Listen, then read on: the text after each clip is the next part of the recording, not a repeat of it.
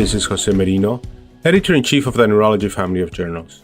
The Neurology podcast provides practical information to neurologists and other clinicians to help them provide better care for their patients. Thanks for listening and have a great week. Hi, this is Stacey Clardy from the Salt Lake City VA and the University of Utah. Today we're talking about a paper that puts numbers on something neurologists experience every day in clinic. The burden of disorders affecting the nervous system in the United States, right? So viewed as a whole. We'll be discussing a recent JAMA Neurology paper using Global Burden of Disease 2021 data to quantify how many people for this paper in the US are affected, how much disability this causes, and how that burden has changed over time. With all our new treatments and approaches, this is really relevant because it's not the same neurology it was 30 years ago. So the title of that paper is U.S. Burden of Disorders Affecting the Nervous System from the Global Burden of Disease 2021 study. We're talking today with John Ney from the Department of Neurology at Yale University, one of the senior authors on this study. John, thanks for being here. I'm happy to be here. Thank you so much for having me. So can you start for us by defining disorders affecting nervous system health? Yeah, so the idea here was to capture the true impact of various conditions on the nervous system and taking the nervous system as an organ system umbrella for health losses that can have serious consequences for people overall. The notion of disorders affecting nervous system health is one where we are going a little more broadly than what we would say with just neurological disorders. And if we think about neurological disorders, you're talking MS, epilepsy, Alzheimer's disease, and so on. But here we're thinking about those broad consequences that affect the nervous system as a whole. And that can be from conditions that have traditionally been thought of as, say, endocrine disorders like diabetes and the effect on the nervous system, particularly diabetic polyneuropathy, which can be quite profound and in previous iterations has been rolled into just diabetes as an endocrine disorder. But really, we're thinking about these consequences and how they affect the brain, the spinal cord, and the peripheral nervous system. Makes sense to me because certainly when I'm in a general neurology clinic, I'm seeing a lot of diabetic neuropathy. That's a tremendous burden. So that makes a lot of sense. I think it's a semantics from a public health, from a policy point of view. I get that. So your headline number is striking. You estimated that 180 million people in the US, so that is more than half the population, were affected by at least one disorder impacting nervous system health. So that's greater than 1 in 2 people, right? So when you tell people this number, the first reaction has got to be skepticism, right? Like 1 in 2 people, every other person has a neurologic condition. So what does affected mean in that context? By affected, we mean that there's disability and sometimes mortality directly from damage to the nervous system due to these conditions. And that effect can be just sensory loss, it can be pain, it can be cognitive dysfunction, it can be weakness, dizziness, and so on. There's a wide variety of symptoms that we treat as neurologists, and these are a function of nervous system dysfunction and disorder. That's generally what we mean by affected, but when we're looking at the overall numbers, and I admit that I was a bit skeptical as well, and part of the reason why we have these high numbers is that we're including some disorders that are extremely common, but maybe we don't think of quite as often just as general neurologists, things like tension type headache, which affect more than 120 million people a year, even migraine, which is something that we see a great deal of. That's nearly 60 million people per year. So if you just add those two up, if they were completely non-overlapping, that would be 180 million. But we're assuming that, and we make corrections for people who have multiple conditions so that we're coming up with unique counts of individuals and we're not just adding up the total number of conditions and saying that's actually the prevalence. Yeah, I appreciated that. You did the comorbidity correction, and this is obviously really quite thorough. And by the end of reading through it, yeah, you had me. And it makes sense, right? When I go to a get-together, a party, I don't know if it's the same for you. Once somebody finds out you're a neurologist, you can't get out of the party then because everybody has a question, right? So it does jive with my real-world experience. I think maybe in my clinic, I use the term primary neurologic symptom and secondary neurologic to simplify what you're saying of the ALS, the things like that, versus the, I have neuropathy due to diabetes.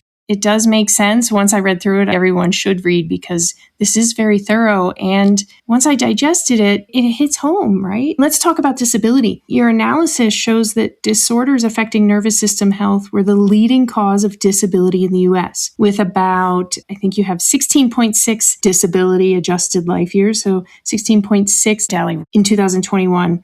So tell us more about why you used that as a metric here rather than, say, mortality alone. So a DALY is a disability adjusted life year. So people who are familiar with the concept of a quality adjusted life year, and certainly if you read a lot of literature on cost effectiveness, there's a lot on cost per quality adjusted life year. The idea is that DALY sums both the mortality and the disability associated with nervous system health loss. And our mortality metric is really years of life lost relative to mean life expectancy. And then the disability metric is the years of life with less than perfect health. So you get to live off the rest of your life, but it's going to be with imperfect health and with a degree of disability that's going to affect your ability to work and your productivity and just your general quality of life. And the DALY also uses the health utility weighting, where if you have perfect health, that's a 1. If you're dead, that's a 0. And most people are somewhere in between at around a 0.7. And DALY, furthermore, is related to equality. The disability adjusted life year is really just 1 minus the quality adjusted life year. So it's really capturing that disability. And in neurological conditions, there's a whole host of conditions like migraine that are not life limiting, but certainly cause quite a bit of disability. And if we just limit ourselves to mortality, we're missing out on just the true burden of those illnesses. And I have a silly question here. So what's a perfect score on a DALY if we're talking about what you and I aspire to? For a DALY, it's 0. If it's a quality, because it's 1 minus the DALY, it's 1. So you want a quality adjusted life year that is indicative of perfect health. So that's 1. So as a person, but what we're looking at is across the population. So we're dealing with millions and millions of disability adjusted life years in this case.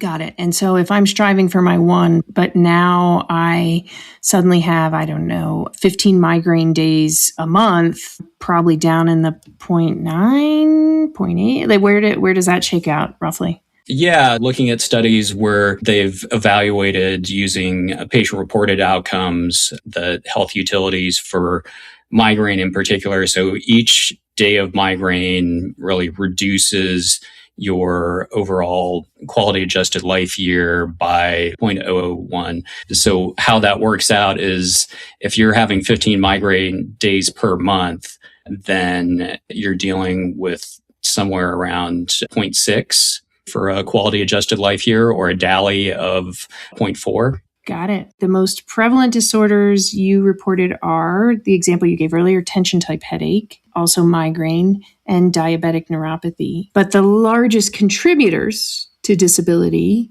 are stroke, Alzheimer's disease, other dementias, and then we get down to diabetic neuropathy and migraine. What does this mismatch tell us in terms of what we need to do and where we are as a community of neurologists? Some of this is a function of increased life expectancy. So stroke and Alzheimer's are both diseases of old age. And here the disability adjusted life years are the sum of both that mortality metric, years of life lost. We are attributing deaths to stroke and Alzheimer's disease. So 3/4 of the disability adjusted life years attributed to stroke are due to years of life lost, and 2/3 of Alzheimer's are due to years of life lost. So these are still quite prominent.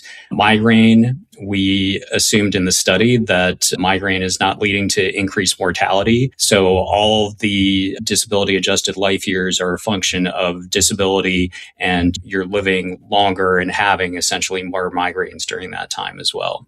This makes sense. And this tells us a lot about where we need to focus our resources, because resources are not without limit. I want to talk to you about your state level analysis as well. That's striking. But before we do, it is important to say you modeled all of this off of the global burden of disease framework. So for those of us who are not in the health economics world, who don't do this for a living, what do we need to understand about that? What is that? Who compiles that? So since the 1990s, the Institute for Health Metric Evaluation, University of Washington, led by Chris Murray, has been coming up with these burdens of disease that look at country by country and then add up to the entire world for every condition that they can think of. And I think they're up to 300 or 400 conditions at this point. And that also includes the 36 conditions that were included in this study that affect nervous system disorders. This study was a collaboration between the AAN and the Institute for Health Metric Evaluation. So we used the global burden of disease framework, which relies on data from census data, registries, death data, police data, and so on to come up with estimates and analyses for prevalence and all the other metrics that we're interested in, the disability, the mortality, and all that for the 36 conditions of interest here. For the global study, and there was a global burden of disorders affecting the nervous system study that came out using the 2021 data. And in that case, 43% of the global population had a neurological disorder, so a condition affecting the nervous system. As the United States, if we were trying to rank that, we're actually the number one in terms of prevalence.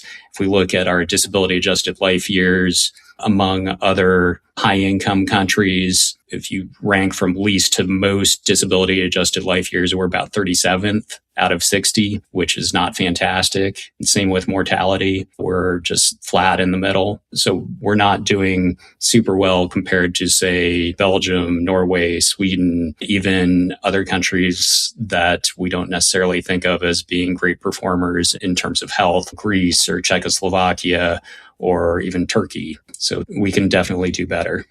Understood. And I guess we should say, since it seems like headache is driving a lot of the commonality of some of these, would that correlate? Has anybody looked at if it correlates to the number of neurologists per country? As a headache neurologist, I'm certainly very interested in headache, but I would say that headache is driving the prevalence, certainly, but the degree of disability, you don't get a lot of disability from tension type headache. You certainly get more from migraine, but it depends on the severity of migraine. If you get one migraine a year, you're probably doing pretty well. And most patients are probably somewhere in the 4 to 6 days per month range. So they're not experiencing an enormous amount of disability, but it's just the sheer prevalence that leads it to be the third most common cause of disability adjusted life years in our study. Understood. Okay. And I promised we would get to the states. So you looked at a state level analysis in the U.S. and found Mississippi, Alabama, and Louisiana have the highest aged standardized DALY rates. And then I think New York, Massachusetts, they were lower. What do you think is driving those differences? Some of these, if we think about the old stroke belt, so people who maybe have less access to healthcare in general, maybe there are fewer neurologists there. There's more adverse health behaviors like smoking, poor diet. Having gone to school in Louisiana, I can attest that while the food is tremendous, the people often don't take care of themselves as much as we would like. So that may be part of it. Also, just from a policy standpoint, these are states that may not have participated in the more recent Medicaid expansion. So they may simply have less access to healthcare overall. There may be less recognition of not just health behaviors, symptoms that are potential cause for alarm. There may be less prevention as well. And so by the time patients get to see a neurologist, they may have a more advanced condition than might be the case in other states that have higher health literacy. Tell us why it's important to put these numbers down in a paper or to document this burden. Why does it matter? If I'm just an individual practicing neurologist, one of the things that we all think about, whether we do so consciously or not, is just probabilistically looking around us and saying, okay, I see a guy who's got what looks like some form of gait disorder, has a little bit of a tremor. Maybe he's moving much more slowly. He probably has Parkinson's. In this case, from a prevalence standpoint, we can go sit down in a movie theater, look to our left, look to our right, and one of those individuals has a condition affecting the nervous system. So at an individual practicing level, it's just important to realize that the nervous system impacts are really all around us. And then secondly, that the disability is a real thing that is affecting productivity, ability to go to school. It's causing absenteeism. Even when you're at work, you may be less productive. That's what we call presenteeism. In a situation where you have an individual who's over the age of 65, they may have more of a caretaker burden that we don't appreciate as much as neurologists because we're so focused on the patient. So this affects not just the patient health, but it affects our overall economic output as a country, as a society. And it just creates a very large burden to take care of these individuals, but also just realizing that it's a very large drain on society. And the sheer number of people with nervous system health that's affected by these disorders is such that it's really causing a tremendous decrement to our nation as a whole. And so to that end, we should be thinking more about how can we ameliorate this? And the easiest way to do it, thing that we think about always, is do more research, try and figure out what are the basic science mechanisms for these disorders, and then how can we develop more therapeutics to try to improve not just quality of life, but potentially to avoid some of these disorders from progressing and ultimately becoming more of a problem. When we do have effective therapeutics, how do we disseminate them? Do we need to think about streamlining our FDA approval processes? And once they are available, what are the strategies for implementation that are going to be effective to get the therapeutics to the people who actually need them? I hear what you're saying. It's resources, it's priorities. So along those lines, let's say a policymaker, some sort of health system leader walks right into the room with you, but it's not just you. It's someone from every single specialty, and you're there for neurology. So what do you want them to take away? I don't know whether it's a piece of data, it's a number.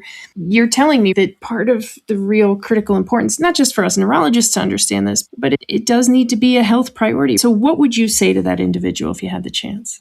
That with this study, we see that disorders affecting the nervous system cause the greatest amount of disability in terms of our disability adjusted life years, but the greatest amount of disability of any organ system. And that goes endocrine, cardiovascular, musculoskeletal. And so we should really be thinking hard on how we can improve that. And like I said, research is incredibly important. More money that's going into therapeutics, more money that's going into diagnostics, more money that's going into prevention and rehabilitation. I think all those are incredibly important. If there's a finite amount of money that can go into healthcare, if we're trying to apportion based off of need, we can say that disorders affecting the nervous system represent the plurality, the greatest amount of need. Well said. In putting these numbers together on neurologic burden, it's not just academic, right? It shapes how seriously the system views and prioritizes our patients and what we do every day. The paper, again, in JAMA Neurology, is titled U.S. Burden of Disorders Affecting the Nervous System from the Global Burden of Disease 2021 study. This may be a handy one to have printed out, especially when patients feel quite isolated in clinic sometimes, but also for those patients who are interested to know. And hey, every once in a while, somebody's got to take care of those policymakers too, right, John? Thanks for joining us. I appreciate this. I've learned a lot from our discussion. Thank you. It's been great to be here. This is Stacey Clardy, your podcast editor. If you've enjoyed the podcast, please take a few moments to subscribe, rate, and review the Neurology podcast through Apple Podcasts, Google Podcasts, Spotify, or wherever you listen. And remember, you can always head to neurology.org/podcast for our full list of past episodes, or you can also search by keyword in your podcast app for any neurology-specific topics you want to learn about.